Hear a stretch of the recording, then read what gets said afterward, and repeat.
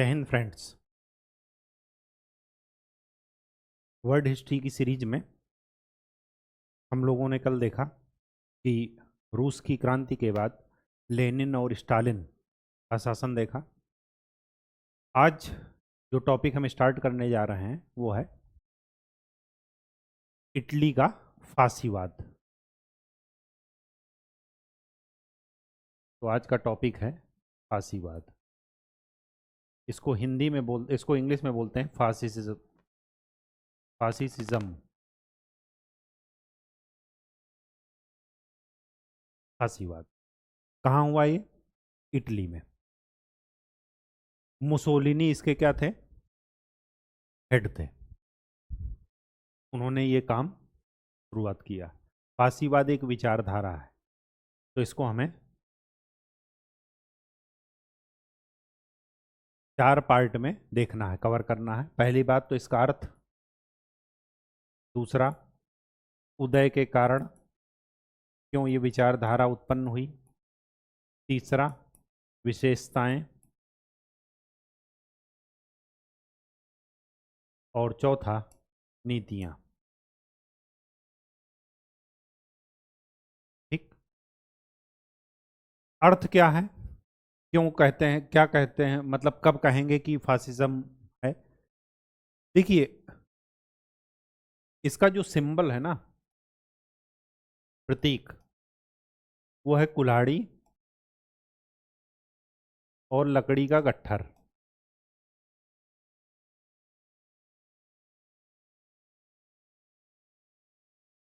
अब इस सिंबल को यूज करके इटली में इस विचारधारा का क्या किया गया, इसको स्ट्रांग किया गया।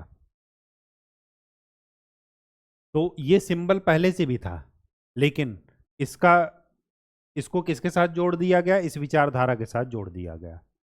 यही विचारधारा अगर लोकल लेवल पर हो जाएगी, स्थानीय लेवल पर, तो बन जाएगा नाजीवाद। ठीक, जो जर्मनी में घटित हुआ। ये कहाँ घटित हो रहा है? इटली में। और उस करने वाला कौन है? मुसोलिनी। जैसे हिटलर जर्मनी में था, वैसे ही ये मुसोलिनी इटली में है। ये विचारधारा कहाँ डेवलप हुई? इटली में। इसका अर्थ क्या है? किस उसको कहते हैं फांसीवाद? आज भी आप सुनते होंगे लोकतंत्र में कि ये क्या कर रहे हैं, तानाशाह की तरह बिहेव कर रहे हैं। अधिकतर आरोप लगाए जाते हैं सरकार के उस पर, जो है कि ये जो है फला प्रधानमंत्री, फला मुख्यमंत्री फांसीवाद को बढ़ावा दे रहे हैं, फांसीवाद के तरीके से काम कर रहे हैं, उस विचारधारा पर काम कर रहे हैं। तो ये विचारधारा है क्या? इसका अर्थ क्या है? इसका अर्थ है निरंकुश तानाशाही, किसी की ना सुनना, जो मर्जी आए वो करना। अब इस निरंकुश तानाशाही के लक्ष्य को प्राप्त करने के लिए क्या क्या और लक्षण आपको दिखने चाहिए उस सिस्टम में? पहला, उद्दंड कार्यकर्ता। उद्दंड कार्यकर्ता मतलब तोड़ फोड़ करने वाले, मार पिटाई करने वाले। उस पार्टी से संबंधित, उस सरकार से संबंधित, उस व्यक्ति से संबंधित जो भी कार्यकर्ता होंगे, संगठन से संबंधित, वो उद्दंड होंगे, मार पिटाई करने वाले। दूसरी बात, विरोधियों का दमन।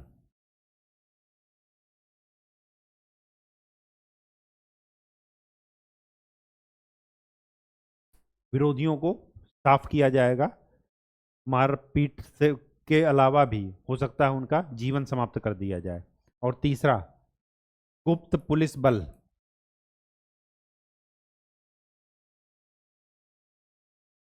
ये भी लक्षण आपको देखने को मिलेगा, जिससे क्या हो सके, विरोधियों पर नजर रखी जा सके। ठीक।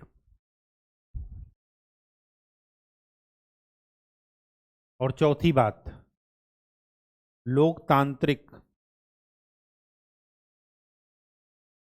संस्थाओं का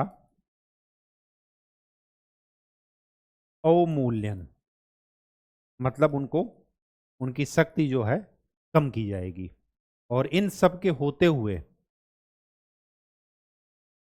जो विरोधी हैं, विपक्षी पार्टी के हैं, विरोधियों को बदनाम करना,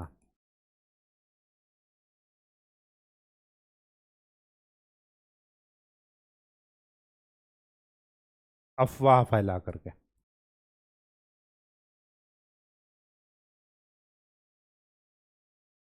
ये सारे लक्षण किसके हैं? फासीवाद के। क्यों उदय हुआ इसका इटली में? इटली में ये चल रहा है, तो जरा देख लेते हैं कि क्या उदय के कारण थे। उदय के कारणों में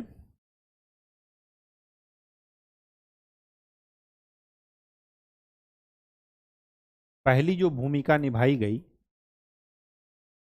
ये सब उसी फर्स्ट वर्ल्ड वार की देन है। तो पहला जो भूमिका निभाई गई वो था प्रथम विश्व युद्ध।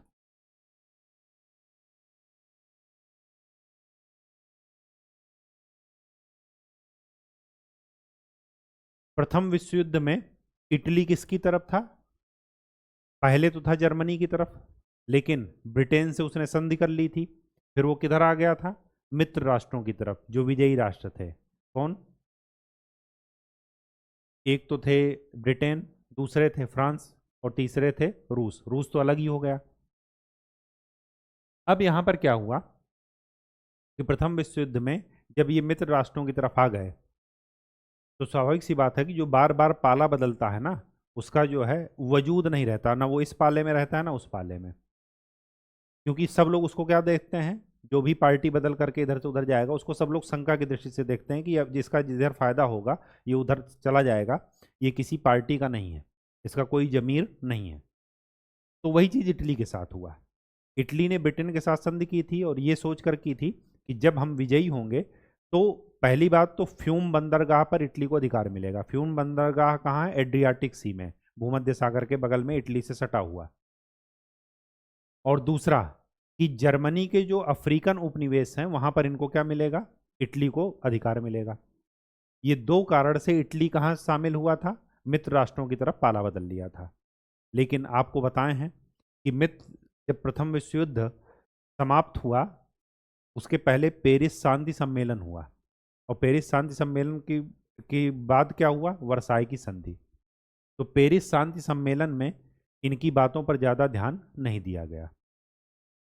जब इनकी बातों पर ज़्यादा ध्यान नहीं दिया गया तो ये उठ करके चले आए, इटली के प्रधानमंत्री उस सम्मेलन से झुंझला करके चले आए कि जब हमारी बात ही नहीं सुन रहे हो तो यहाँ पर क्या मतलब है। अब जब गए अपने देश में तो इनके देश के नागरिक इनका स्वागत नहीं करेंगे। क्यों नहीं करेंगे? क्योंकि ये प्रथम विश्व युद्ध में जबरदस्ती का, जब 1870-71 में आपका देश एकीकरण होकर के आज़ाद हुआ, एकीकृत किया आपने, तो 1870 से लेकर के 1914 में आपने प्रथम विश्व युद्ध में कूद गए।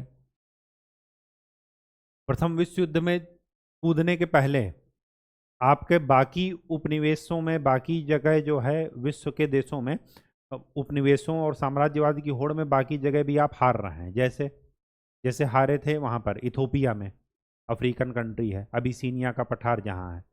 इथोपिया को अबिसीनिया भी पहले बोलते थे। तो इथोपिया में जाकर के हार गए ये, इथोपिया से ही हार गए, उस पर कब्जा नहीं कर पाए। और तो और, जब आप फर्स्ट वर्ल्ड वार में कूदे तो आपकी अर्थव्यवस्था इतना नहीं थी कि जो उसको क्या कर सके, उसका खर्च वहन कर सके। लोग भी मरे, अर्थव्यवस्था भी डूब गई। और जीतने के बाद जिस ग्रुप में आप शामिल हैं उस ग्रुप ने आपका साथ नहीं दिया। तो इटली के साथ क्या हो गया? विश्वासघात। तो प्रथम विश्व युद्ध के बाद क्या हुआ? पेरिस शांति सम्मेलन हुआ। पेरिस शांति सम्मेलन, और इस शांति सम्मेलन में क्या हुआ? इटली के साथ विश्वासघात हो गया। और उस विश्वासघात का फायदा कौन उठा रहा है? मुसोलिनी।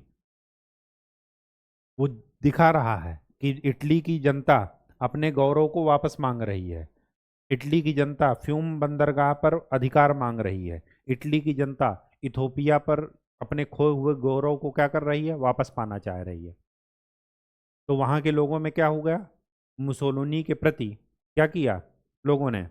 आदर व्यक्त किया और मुसोलिनी को कहा हाँ हाँ ठीक है, हमें हमारा गौरव वापस चाहिए। तो इसी वजह से वहां पर उदय हुआ इटली पर इस विचारधारा का। तो पहला कारण क्या था? जो इटली के साथ विश्वासघात हुआ था। ठीक। दूसरा कारण,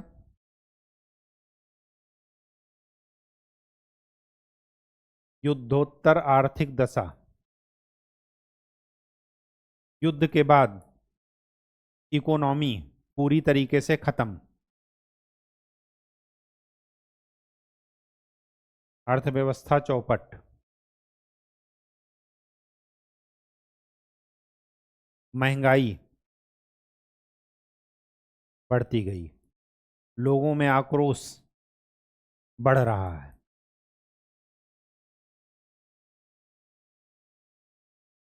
तो लोग क्या करेंगे? उस प्राइम मिनिस्टर को निकाल करके बाहर फेंकेंगे गद्दी से। ठीक। तीसरी बात,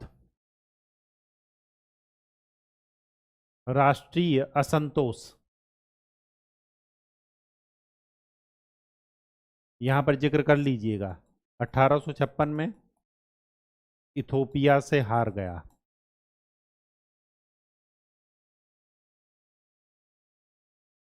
फर्स्ट वर्ल्ड वार में शामिल हुए, कुछ मिला ही नहीं।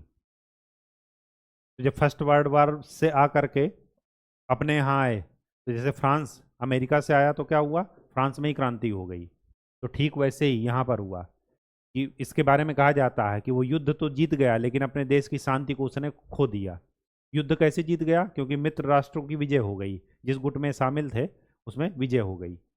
तो युद्ध तो जीत गए, लेकिन इनको मिला कुछ नहीं। और जब मिला कुछ नहीं तो वापस आए तो इनके यहाँ भी क्या हो गया? विद्रोह हो गया। और रशियन रिवॉल्यूशन हो ही चुका है।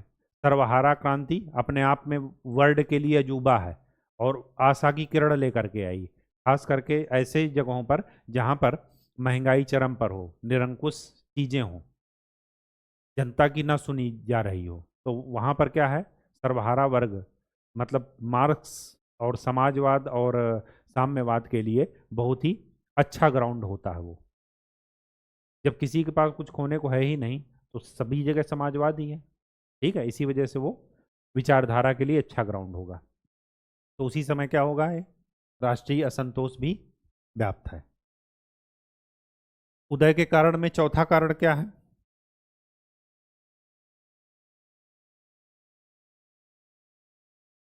साम्यवाद के प्रसार का है।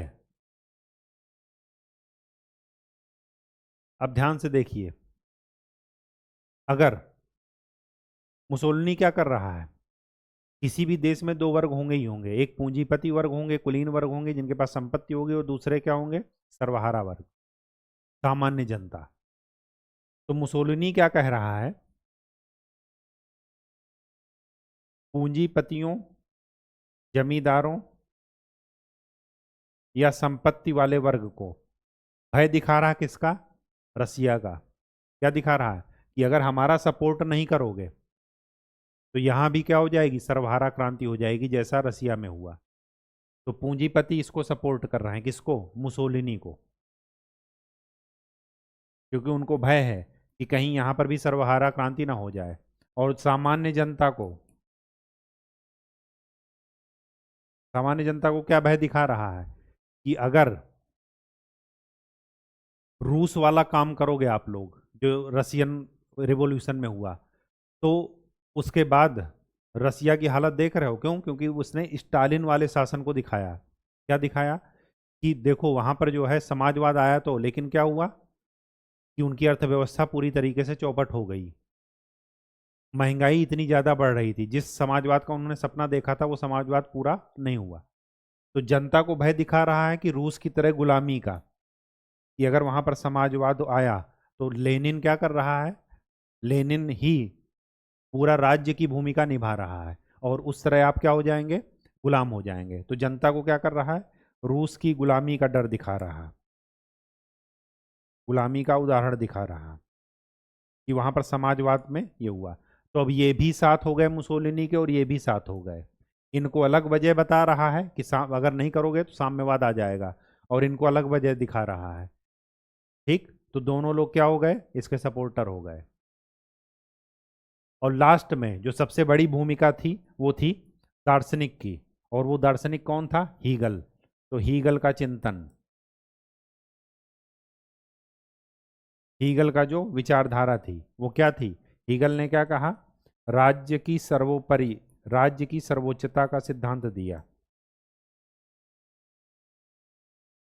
इन्होंने कहा राज्य ही सर्वोपरि है, राज्य के ऊपर कुछ नहीं है, और अगर विरोधी को भी मारेंगे तो यही दिखाकर मारेंगे कि राज्य की इच्छा यही है कि इस विरोधी का दमन होना चाहिए। इच्छा अपनी लागू कर रहे हैं, लेकिन उसको बता क्या रहे हैं, राज्य की इच्छा। तो हीगल का चिंतन भी इसके लिए बहुत ही इंपॉर्टेंट है, इस विचारधारा के उदय के लिए। ठीक है, बात समझ में आ गई? तो उदय के कारण आपको समझ में आ गए होंगे। चलिए अब बढ़ते हैं कि इसकी विशेषताएं क्या हैं।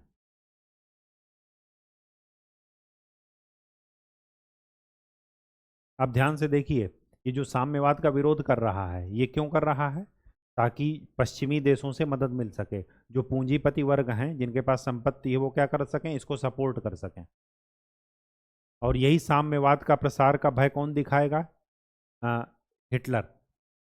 ये दोनों क्या कह रहे हैं, जैसे पाकिस्तान क्या कह रहा है कि हमें मदद दो, हमें आतंकवाद से लड़ना है, और वो पैसा क्या कर रहे हैं, इंडिया के खिलाफ छद्म युद्ध में यूज कर रहे हैं। तो ठीक वही चीज ये हिटलर मुसोलिनी इटली में दिखाएगा, फांसीवाद का कॉन्सेप्ट लाएगा, और हिटलर जर्मनी में दिखाएगा। जैसे इटली और जर्मनी का एकीकरण साथ साथ चला, वैसे ही इटली और जर्मनी में फांसीवाद और नाजीवाद ये साथ साथ चलेंगे। तो आज हम लोग क्या पढ़ रहे हैं, फांसीवाद। ये वही समय है जब रशियन रिवॉल्यूशन हो चुका है, फर्स्ट वर्ल्ड वार खत्म हो चुका है। इटली की इच्छाएं पूरी नहीं हुई, इटली जिस सपना से फर्स्ट वर्ल्ड वार में शामिल हुआ था, वो सपना उसका पूरा नहीं हुआ, और उसी का फायदा उठा रहा कौन, मुसोलिनी। ठीक है, इटली में इस वो रूस में इस समय किसका शासन है, लेनिन का। तो वही लेनिन की जो नई आर्थिक नीति के पहले वाला जो रसिया है, उसी का इमेज ये दिखा रहा है जनता को, कि वहां पर ऐसे ही गुलाम हो जाओगे आप लोग भी। तो पूंजीपतियों को क्या भय दिखा रहा है, ताकि पश्चिमी देशों को ये लगे कि नहीं, साम्यवाद अगर नहीं होगा तो यहाँ भी साम्यवाद आ जाएगा, यहाँ भी सर्वहारा लोग क्रांति कर देंगे। तो पश्चिमी देश इसको क्या कर रहे हैं, सपोर्ट कर रहे हैं कि नहीं ठीक है ठीक है, साम्यवाद ना लाने पाओ, पूंजीपति ही पूंजीवाद ही रहने दो। ठीक है, अब विशेषताएं, विशेषताएं मतलब इनका क्या सिद्धांत है और किस चीजों पर ये टिके हैं। अर्थ तो हम जान ही गए थे कि उद्दंड कार्यकर्ता हैं और लोकतांत्रिक संस्थाओं का अवमूल्यन करेंगे। ठीक है, लेकिन विशेषताएं में देखते हैं। पहली विशेषता क्या है, लोकतंत्र विरोधी।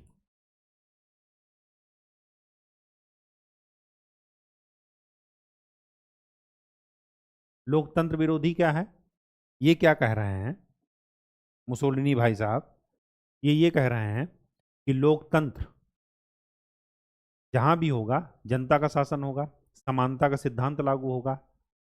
तो उसमें क्या होगा कि समानता के सिद्धांत के अनुसार जिसको जितना अच्छा अवसर मिलेगा वो उतना जो है उन्नति करेगा। तो ये क्या कह रहे हैं कि लोकतंत्र भी क्या करता है, जो कैपेबल लोग हैं उनको क्या कर, जो योग्य व्यक्ति हैं उनको आगे बढ़ने का क्या देता है, मौका देता है। लेकिन हम क्या लाएंगे, हम वर्ग समन्वय लाएंगे। तो लोकतंत्र का क्या है, विरोधी। ये क्या कह रहा है कि लोकतंत्र योग्य लोगों को आगे बढ़ने का अवसर देता है।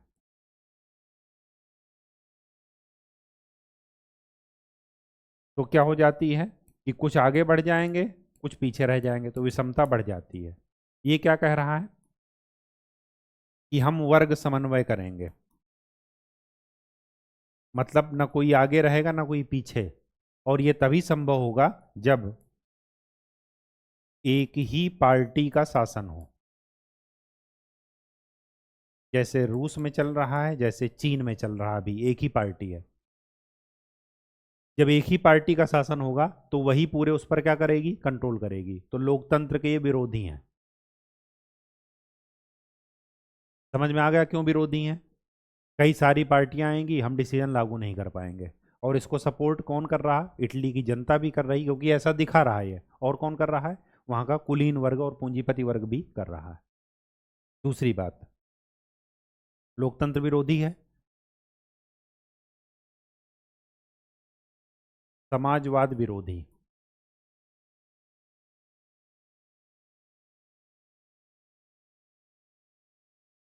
समाजवाद विरोधी क्यों है, वही चीज बता रहा है कि सर्वहारा मतलब इन्होंने ये कहा कि समाजवाद व्यक्ति की न्यूनतम आवश्यकताएं पूरी करता है, और ये न्यूनतम आवश्यकताएं वैसी हैं जिससे व्यक्ति का काम नहीं चलता।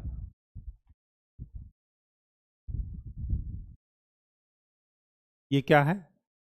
समाजवाद या साम्यवाद वर्ग संघर्ष पर आधारित है, क्योंकि सर्वहारा लोग क्या करेंगे? क्रांति करेंगे, तो ऐसे तो उनको कोई गद्दी दे नहीं देगा, संघर्ष होगा, टकराहट होगी। और जबकि ये क्या कह रहा है मुसोलिनी? ये क्या कह रहा है कि हम समन्वय की बात करेंगे, वर्ग संघर्ष की नहीं। घूम फिराकर क्या कह रहा है? एक ही पार्टी का शासन करो। ठीक है, बात समझ में आ गई? एक स्टेटमेंट यहां पर ध्यान में रखिएगा, इतिहास का निर्माण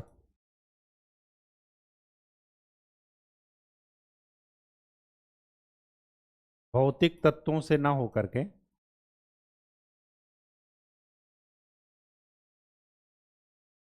राजनैतिक तत्वों से होता है।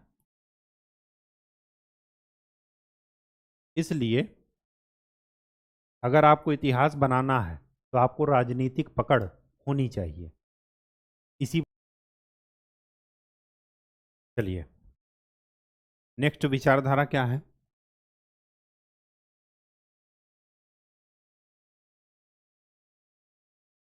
फासीवाद की नेक्स्ट विचारधारा है। पहली थी क्या? लोकतंत्र विरोधी। दूसरी कौन सी थी? समाजवाद विरोधी। तीसरी विचारधारा क्या है? शांति विरोधी।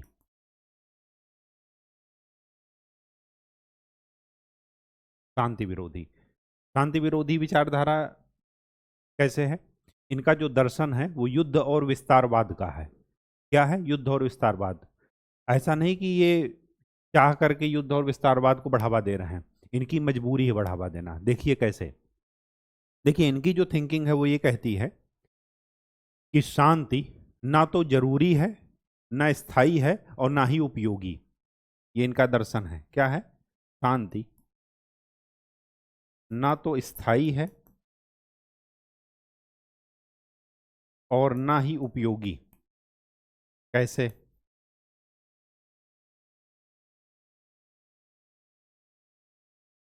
ये कह रहे हैं शांति जलाशय में ठहरे हुए पानी के समान है,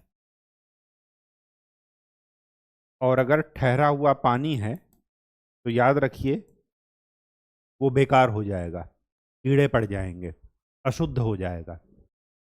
तो अगर आपको निरंतर प्रगति करना है, इनका ये मतलब है कि जो प्रगति है वो दूसरे को कुचल करके होनी चाहिए। ऐसा नहीं कि सब साथ साथ प्रगति करें, ऐसा नहीं है। अगर आपको अपनी प्रगति करनी है तो दूसरे का आपके नीचे आना, कुचलना आपको ज़्यादा जरूरी है।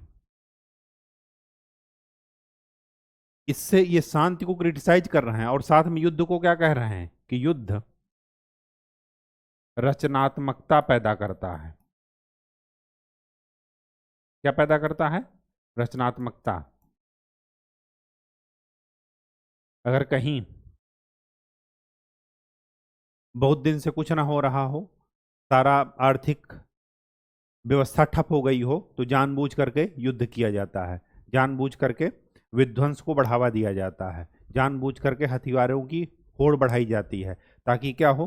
अर्थव्यवस्था को बूम मिले। तो इनका दर्शन ही क्या है? युद्ध और विस्तारवाद का, क्योंकि ये शांति को क्रिटिसाइज कर रहे हैं और युद्ध को बढ़ावा दे रहे हैं। तो इनका दर्शन क्या है? युद्ध और विस्तारवाद की बात करता है। क्यों करता है ऐसा? अगर ये युद्ध और विस्तारवाद की बात नहीं करेगा तो जनता क्या करेगी? इनसे पूछेगी जो आपने अच्छे दिन का सपना दिखाए थे वो अच्छे दिन कहाँ हैं। तो जनता की भावनाओं को भटकाने के लिए, जनता के माइंडसेट को भटकाने के लिए ये क्या कर रहे हैं? युद्ध और विस्तारवाद की बात कर रहे हैं। ठीक वैसे ही कि अगर पाकिस्तान में महंगाई के विरुद्ध आंदोलन हुआ तो उसका इल्ज़ाम किस पर? चलो कश्मीर लेते हैं भारत से, ताकि जनता क्या हो जाए, युद्ध और वो बेरोजगारी और महंगाई की समस्या छोड़ करके किधर आ जाए, कश्मीर के मुद्दे पर आ जाए। मैं एक एग्जाम्पल दे रहा हूं पाकिस्तान का, ऐसे ही अपनी देश में भी होता है। एक मुद्दे को दबाने के लिए दूसरा मुद्दा सरकार की तरफ से उठा दिया जाता है, चाहे वो सरकार की तरफ से, सारी सारी लोग एक ही जैसे हैं, ऐसा नहीं कि मैं किसी पार्टी का सपोर्टर हूं या विरोधी। तो ये सिर्फ जनता को समझना है कि क्या करना है। ठीक। दूसरी बात, ये हुई तीसरी विचारधारा। चौथी विचारधारा क्या कहती है? इनका स्टेटमेंट जरा ये सब ध्यान में रखिएगा, अगर ये आप कोट कर देंगे तो आंसर की क्वालिटी अपने आप आपकी बढ़ जाएगी। चौथी विचारधारा क्या कहती है? बुद्धिवाद विरोधी।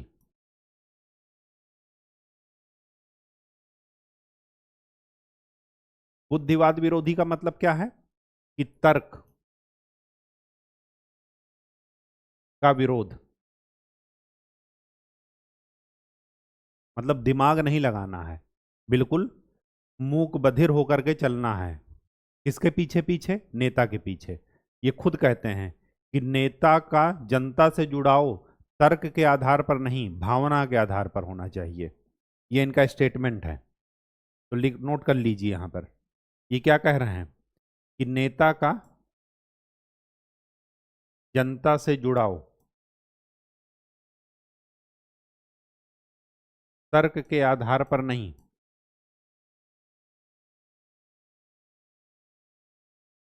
तर्क के आधार पर नहीं, बल्कि भावनात्मक आधार पर होना चाहिए। और इसी का परिणाम है कि आप देखिए, जब भी इलेक्शन आता है हमेशा आपकी भावनाओं के साथ ही खेला जाता है। अपनी जाति खतरे में है, अपना धर्म खतरे में है, उसके पहले कहीं कुछ नहीं, ना कोई जाति पूछेगा आपसे ना धर्म पूछेगा। जब इतना ही खतरे में है तो अपनी जाति के लोगों को रोजगार दे दो, अपने धर्म के लोगों को रोजगार दे दो।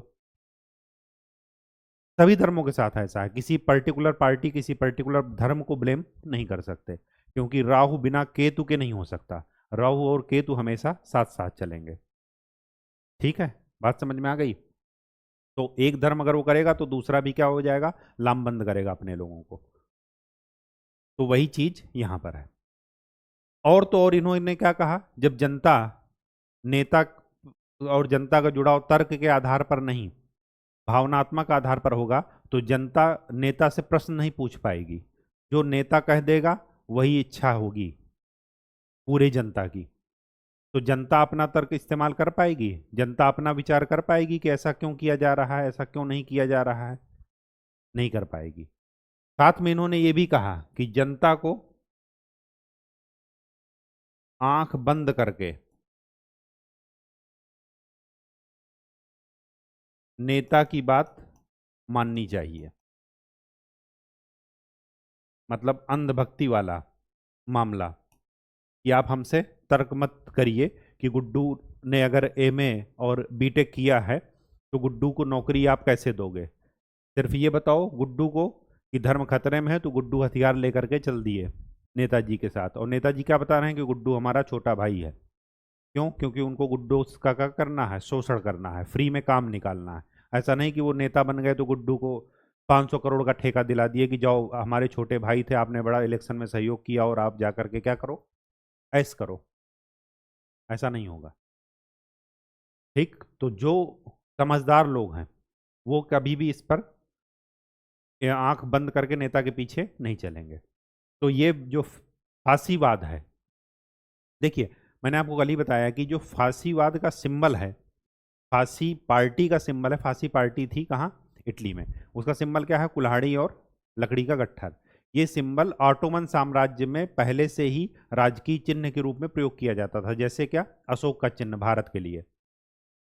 अब इस चिन्ह को इटली में एक पार्टी का चिन्ह बना दिया गया, और वहीं से उस पार्टी की जो विचारधाराएं थी उसी का नाम है फासिज्म या फांसीवाद। तो उसी को हम लोग पढ़ रहे हैं।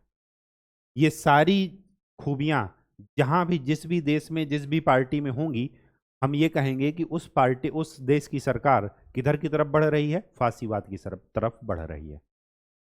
ये एक जनरल फीचर है। ठीक है, चलिए इसके बाद नेक्स्ट विचारधारा क्या है? नेक्स्ट विचारधारा है कि मुक्त व्यापार विरोधी। ये इकलौती ऐसी विचारधारा है जो पूंजीवाद और समाजवाद का एक साथ विरोध करती है। बाकी विचारधाराओं में आप देखेंगे कि अगर समाजवाद का विरोध हो रहा तो पूंजीवाद को सपोर्ट किया जाएगा, अगर पूंजीवाद का सपोर्ट हो रहा है तो समाजवाद का विरोध किया जाएगा। लेकिन ये इकलौती समाज ऐसी विचारधारा है जो समाजवाद का विरोध करती ही करती है। क्यों करती है? वो कहती है कि समाजवाद वर्ग संघर्ष पर आधारित है।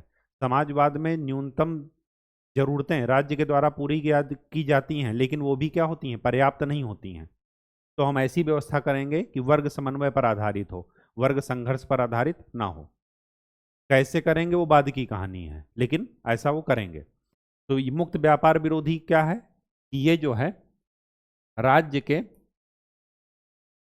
नियंत्रण में समन्वय के आधार पर आर्थिक गतिविधियों को बढ़ावा देने की बात करता है। तो राज्य के नियंत्रण में जब भी आ जाएगा हमेशा वो मुक्त व्यापार का विरोधी होगा। तो ये इकलौती विचारधारा है जो दोनों विचारधाराओं का एक साथ विरोध करती है, पूंजीवाद का भी और समाजवाद का भी। ठीक, मुक्त व्यापार क्या है? पूंजीवाद। ठीक है, कहानी समझ में आ गई? चलिए अब देखते हैं। हमने ये देख लिया कि किस पृष्ठभूमि में इसका जन्म हुआ, मतलब उदय के कारण क्या थे, इसकी विशेषताएं क्या थी। अब देखते हैं कि ये विशेषताओं के आधार पर इनका स्टेप कैसा रहा, कैसे ये इटली को इस तरीके से ले आए। तो नेक्स्ट हेडिंग डाल लीजिए, नीतियां, पॉलिसीज।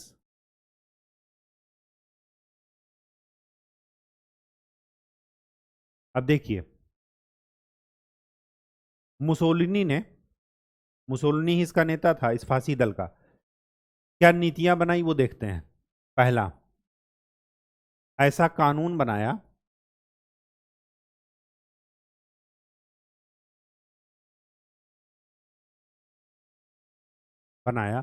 कि जिस दल को बहुमत मिला,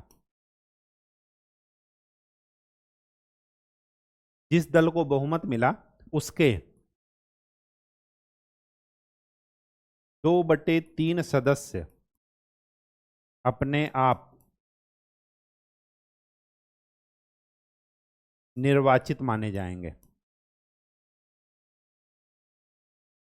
देख रहे हैं, बहुमत मिलना चाहिए तो 66% अपने आप वहां की संसद पर कब्जा हो जाएगा, वहां के लोकतंत्र की विधायिका पर क्या हो जाएगा? कब्जा हो जाएगा उन सदस्यों का जो उस पार्टी से संबंधित हैं, जिस दल ने क्या किया है, बहुमत जिसको मिला है। नॉर्मल कंडीशन में क्या होता है कि जो जो बहुमत मिला उतनी ही सीटें वहां पर अब होंगी, लेकिन यहां पर क्या है कि बहुमत मिला है, हो सकता है 40% को 40% से बहुमत मिला हो, लेकिन 66% वहां पर आरक्षित है। 2/3 का मतलब 66%। 2/3 सदस्य अपने आप वहां पर पहुंच जाएंगे, कहां पर? विधायिका में। और इसकी क्या नीतियां थी? दूसरी नीतियां ये थी कि 1926 में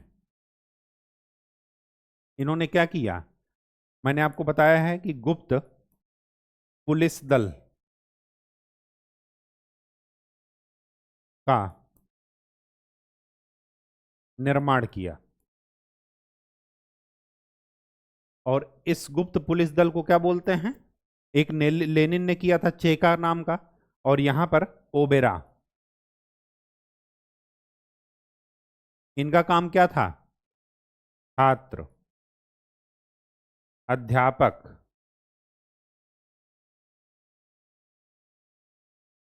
विश्वविद्यालय। कहने का यह मतलब है जो भी बौद्धिक वर्ग है, इंटेलेक्चुअल क्लास है,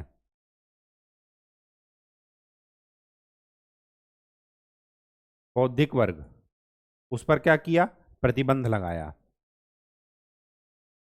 समाचार पत्रों पर प्रतिबंध लगा दिया। और तो और विरोधियों का क्या किया, दमन किया।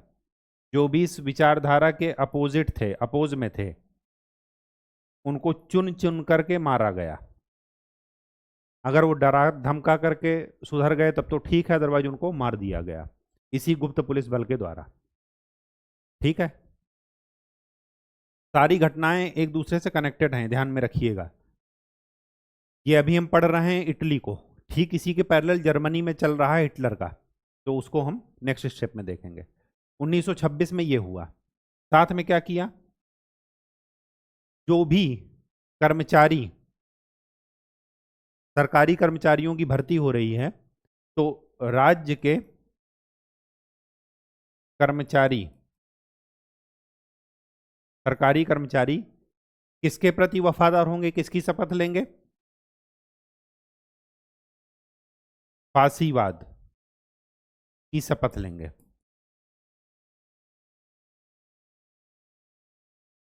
मतलब फांसी दल की शपथ लेंगे, जो दल है उसके प्रति वो वफादार रहेंगे। मैंने आपको बताया है कि राज्य की सर्वोच्चता का सिद्धांत हीगल ने दिया, तो हीगल की विचारधारा ही ये लेकर के आगे बढ़े कि राज्य ही क्या है, सर्वोच्च है, और राज्य से ही सर्वोच्च है, और राज्य में क्या है, एक पार्टी का दल होना चाहिए, तो एक ही पार्टी की सरकार होनी चाहिए। तो वो क्या है, पार्टी का शपथ ले रहे हैं, देश का शपथ नहीं ले रहे हैं, राज्य का शपथ नहीं ले रहे हैं, इटली के प्रति वफादार रहने की शपथ नहीं ले रहे हैं, वो उस दल के प्रति वफादार रहने की शपथ ले रहे हैं। ये जो है क्या है, तीसरा फीचर है इसका। चौथी बात, 1926 में ही 13 सिंडिकेट बनाए। सिंडिकेट क्या होते हैं, संगठन होते हैं छोटे छोटे। ठीक, तो 13 वो सिंडिकेट कौन कौन से थे, 6 तो थे पूंजीपति और उद्योगपति के, पूंजीपति और उद्योगपतियों के, और 6 किसके थे, श्रमिक और मजदूर।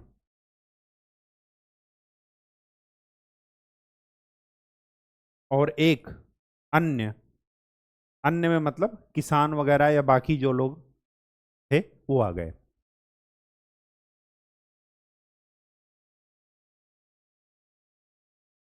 ठीक, इन सिंडिकेटों का काम क्या था, इन सिंडिकेटों का काम ये था कि ये सब मिला करके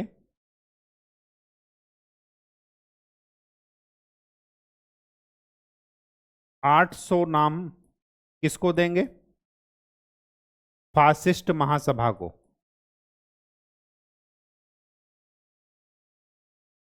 और फासिस्ट महासभा क्या है, इसकी स्थापना हुई है 1928 में। एक ही दल के हैं ये सब, अपने दल के जो फांसी दल है, तो स्मॉल लेवल पर जो संगठन है उनका ये प्रतिनिधित्व कर रहे हैं, और ये है लार्ज लेवल पर। तो ये सब अपने अपने क्या हैं, नाम दे रहे हैं, किसकी, प्रतिनिधियों की, कि इन प्रतिनिधियों को वहां पर बैठाइए, कहां पर, संसद में, शासन में भागीदारी के लिए।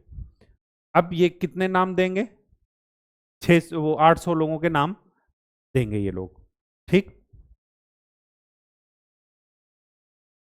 किसको देंगे, फासिस्ट महासभा को।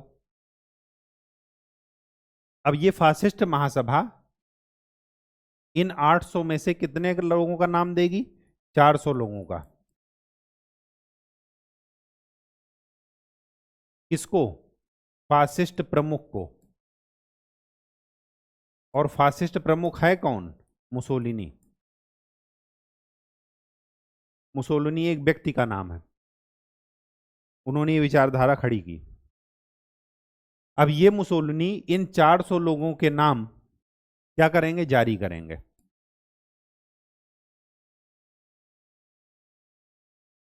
एक सूची जारी करेंगे, लिस्ट जारी करेंगे, उसमें कितने लोगों के नाम होंगे, 400। इन 400 लोगों के नाम के आगे जनता वोट डालेगी, या तो पक्ष में या विपक्ष में। अगर विपक्ष में ज्यादा वोट पड़े तो ये 400 नाम बदल करके दूसरी लिस्ट जारी की जाएगी। लेकिन दल नहीं बदला जाएगा, ये ध्यान रखिएगा। दल वही है, फांसी, एक ही दल है, बस नामों की सूची क्या हो जाएगी, बदल जाएगी। अगर विपक्ष में ज्यादा वोट पड़े तो, अगर पक्ष में पड़ गए तो यही 400 लोग क्या करेंगे, संसद में बैठेंगे। कहानी समझ में आ गई। ये जो फासिस्ट महासभा 1928 में बनी, ये लोकतंत्र पर अंतिम प्रहार था। क्यों, ऐसा क्यों कहा जा रहा? क्योंकि यहां पर अब बहुदल है ही नहीं, एक ही दल है। जैसे चीन कह रहा हमारे यहाँ लोकतंत्र है, बस एक ही दल है और अलग अलग लोग हैं उसी दल के प्रति शपथ लेकर के वो बने हैं। इसी तरह रूस कह रहा हमारे यहाँ लोकतंत्र है, अमेरिका कह रहा कि रूस और चीन में लोकतंत्र नहीं है, भारत कह रहा रूस और चीन में लोकतंत्र नहीं है। क्यों नहीं है? क्योंकि वहां पर बहुदल व्यवस्था नहीं है, एक ही दल है, उसी के अलग अलग नाम लिस्ट जारी होती है और उसी में से एक को क्या करना पड़ता है, प्रधानमंत्री या राष्ट्रपति चूज करना पड़ता है। सभी जो पद हैं वो किसके, एक ही दल के सदस्यों के द्वारा भरे जा रहे हैं। कहानी समझ में आ गई। तो ये है आपका नीतियां। अब हाँ, एक चीज और लिखिए, इन सिंडिकेट्स का काम, सिंडिकेट्स मतलब जो छोटे छोटे संगठन हैं, का काम क्या था, मजदूरी की दर निर्धारित करना था। ये जो 6 श्रमिक के लिए हैं वो मजदूरी की क्या करेंगे, दर निर्धारित करेंगे।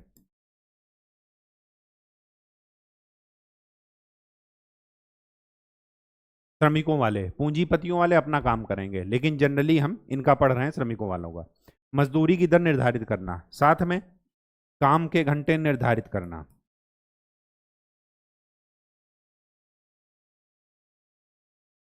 काम के घंटे निर्धारित करना, और तीसरा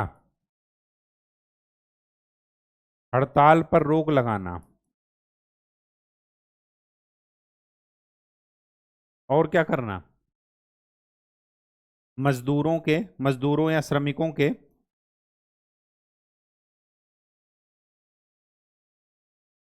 मनोरंजन की व्यवस्था करना, नाटक वाटक खिलवाना ताकि उनका मनोरंजन हो। ये सब क्या है, इन सिंडिकेट्स का काम था। ये सब करते करते बात यहां तक पहुंच गई कि 1936 में क्या हुआ, रोम, बर्लिन, धुरी का निर्माण हो गया। मतलब संगठन बन गया, Rome Italy, Berlin Germany, Italy और जर्मनी आपस में मिल लिए। और तो और ये सब कुछ निरंकुश तानाशाही को व्यक्त कर रहा है। स्पेन में, स्पेन देखेंगे फ्रांस के बगल में है, स्पेन में फ्रैंको एक व्यक्ति हैं, उनकी तानाशाही को स्थापित करने में इनकी भूमिका रही।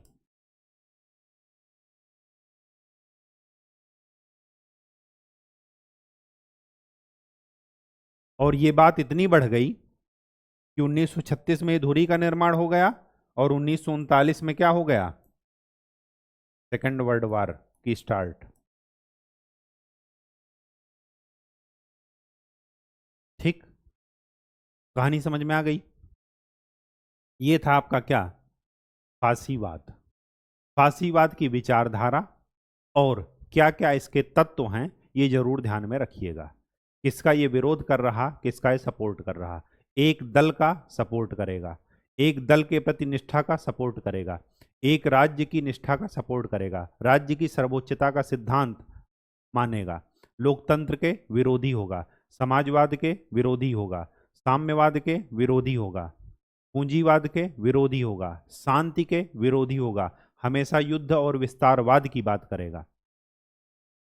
क्योंकि अगर युद्ध और विस्तारवाद की बात नहीं करेंगे तो जिस जनता को अच्छे दिन का सपना दिखाकर सत्ता में आए थे तो जनता जवाब मांगेगी। तो जनता के माइंड को भटकाने के लिए हमेशा दूसरे पर दोषारोपण करना और दूसरे पर जनता को उलझाए रखना। युद्ध की बात करेंगे तो क्या होगा कि जनता देश प्रेम के नाम पर इकट्ठा हो जाएगी, इनसे रोजगार और उस पर सवाल ही नहीं करेगी अच्छे दिन पर कि आपने जो ये अच्छे दिन का वादा दिलाकर सपना दिखाकर आए थे। अच्छे दिन का सपना कब दिखाया जाएगा? जब संकट होगा, आर्थिक संकट, तभी उस समय अच्छे दिन का सपना दिखाया जाएगा। और जब सत्ता पर काबिज हो जाएंगे तो अच्छे दिन गायब। तो अच्छे दिन का हिसाब किताब लोग ना मांगे, उसके लिए क्या है कि जनता को उलझाए रखो वाह मुद्दों पर। ठीक है, बात समझ में आ गई? ये था क्या? फासीवाद। यही सारे फीचर जर्मनी में अप्लाई हो जाते हैं। तो इसी का स्थानिक रूप जो जर्मनी में देखने को मिलता है उसी को बोलते हैं नाजीवाद। ठीक है, तो नेक्स्ट लेक्चर में हम लोग उसको देखेंगे। तब तक के लिए खूब अच्छे से पढ़ाई कीजिए, मेहनत कीजिए और प्रीवियस ईयर क्वेश्चंस पेपर्स को देखते रहिए, रिवाइज करते रहिए। धन्यवाद।